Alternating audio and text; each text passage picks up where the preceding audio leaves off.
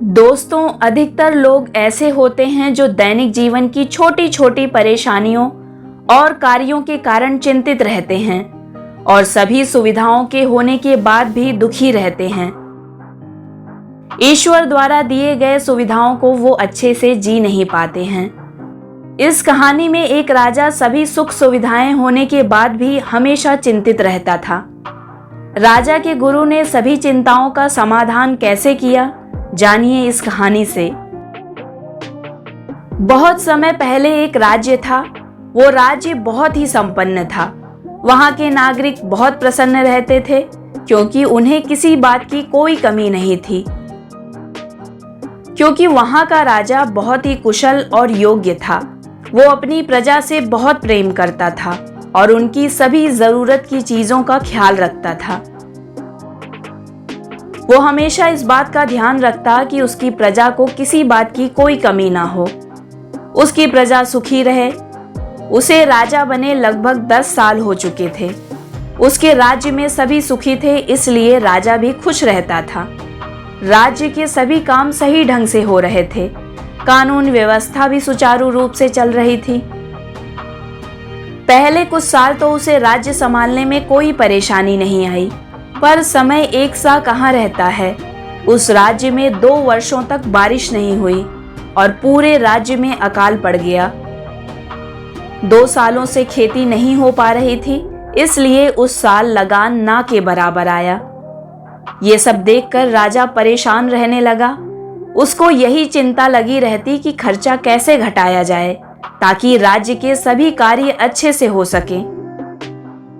उसे भविष्य की चिंता सताने लगी कि कहीं फिर अकाल ना पड़ जाए, पूरा राजकोष खाली ना हो जाए। राजा को पड़ोसी राजाओं का भी डर रहने लगा कि कहीं उसे कमजोर देख वो उस पर हमला ना कर दें, कहीं उसे अपना राज्य ना गंवाना पड़े।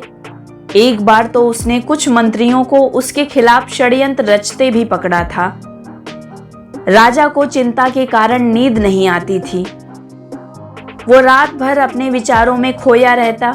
उसे भूख भी कम लगती। शाही मेज पर सैकड़ों पकवान परोसे जाते, लेकिन वो 2-3 निवाले से ज्यादा खा नहीं पाता। ठीक से नींद और भोजन ना लेने के कारण उसकी सेहत भी खराब रहने लगी। एक दिन राजा अपने कमरे की खिड़की पर खड़ा विचारों में खोया हुआ था। तभी उसकी नजर अपने माली पर पड़ी, जो मजे से गीत गुनगुनाता हुआ पौधों में पानी डाल रहा था। माली पूरे खुशी मन से अपना काम करता। राजा रोज अपने शाही बाग के माली को देखने लगा। माली दिन भर कड़ी मेहनत और खुशी मन से काम करता और काम करने के बाद बड़े स्वाद से प्याज और चटनी के साथ 7-8 मोटी मोटी रोटियां खा जाता। एक दिन राजगुरु राजा से मिलने उनके महल आए। राजा को परेशान देख राजगुरु ने उनसे उसका कारण जानना चाहा। राजा ने कहा, गुरुदेव, मैं राज्य के कार्यभार से परेशान हूं। मेरे लिए राज्य को चलाना मुश्किल हो रहा है। मुझे रात में नींद नहीं आती। मैं हमेशा चिंता में रहता हूं। मुझे भूख भी नहीं लगती। सभी स्वादिष्ट पकवान खाने की मेज पर सजे रहते हैं, पर मुझे उन्हें खाने की इच्छा ही नहीं होती। और वहीं मेरे बाग का माली है, जो हमेशा खुश रहता है। प्याज और चटनी के साथ भी 7-8 रोटियां खा जाता है और उसके बाद चैन से सो जाता है। मुझसे अच्छा जीवन तो उसी का है। जब राजा के राजगुरु ने ये सब देखा तो उन्होंने राजा से कहा कि तुम्हारी समस्या का एक समाधान है मेरे पास। तुम अपना राजपाट मुझे सौंप दो और राज्य के कार्यभार की चिंताओं से मुक्त हो जाओ। अगर तुमको नौकरी ज्यादा अच्छी लगती है तो मेरे यहाँ नौकरी कर लो। मैं तो ठहरा साधु, मैं आश्रम में ही रहूंगा, लेकिन इस राज्य को चलाने के लिए मुझे एक नौकर चाहिए। तुम पहले की तरह ही महल में रहोगे, गद्दी पर बैठोगे और शासन चलाओगे।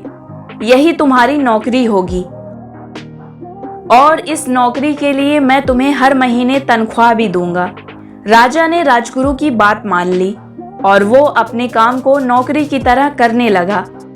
फर्क कुछ नहीं था, काम वही था। लेकिन अब वो जिम्मेदारियों और चिंताओं से लदा नहीं था। कुछ महीनों बाद उसके गुरु आए। उन्होंने राजा से पूछा, कहो तुम्हारी भूख और नींद का क्या हाल है? राजा ने कहा कि मालिक, अब खूब भूख लगती है और आराम से सोता हूँ।